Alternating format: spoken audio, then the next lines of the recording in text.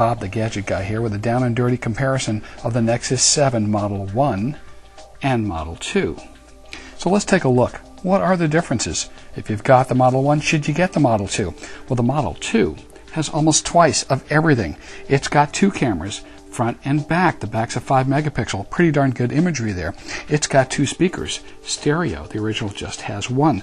Don't have quite about twice the volume, but still you got the stereo and the surround sound simulation, not bad. You have twin Wi-Fi antennas in the Model 2, 1 in the Model 1. It seems to pick up about 10 dB more signal, which means you got more Wi-Fi range. It's got twice the graphics power in the Model 2. I did the benchmarks. The processor came out about 50% stronger, and the GPU 100% stronger than the Model 1. You've got, well, more than twice the resolution. You got full 1920 HD on this model. That's way more than twice the pixels on the Model 2. To the eye, the Model 1, you can tell it could be a hair better, but it's perfectly adequate.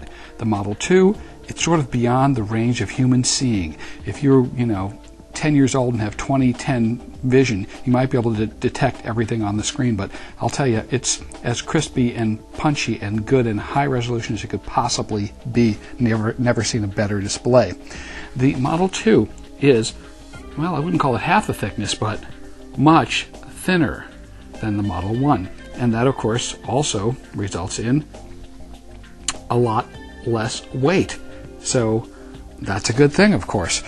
So also there are some additional things which the Model 1 just doesn't have, and that is it has a pulse light, a little LED on the side that can be triggered by different things like the battery's full, or you got an email, or whatever you want to set it for. It's got near field communication, so you can do the bump transfer up to something like 10 centimeters or something like that when you want to do a quick file transfer. And it has QI wireless charging on the Model 2, so you can set it right on a little cheap charging plate, and it'll charge up without pushing the plug in, which is really nice. You don't wear out the connector on the thing.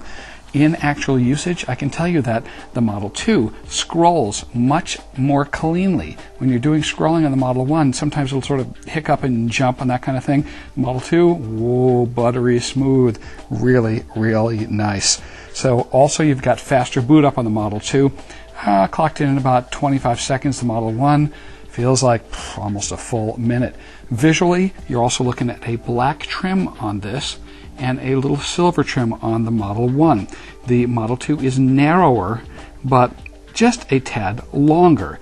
In the hands, it feels just perfect. So you have a very little bit of extension left and right on the Model 2 as you had a little bit more on the Model 1. It makes a difference because if you're holding it like this, you can actually hold it in your hand if you've got a decent size hand. Average sale price on the Model 1, if you still got one of those, is about $125 to $150 on eBay. After your eBay hit, PayPal hit, your net's going to be lower. But then the question is, of course, should you go for the Model 2?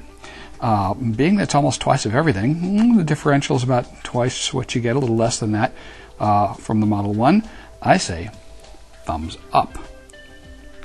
P.S. The problems with the Model 2 that came on really early with the GPS and other small things seem to be ironed out with the software revisions that are coming through now for the unit.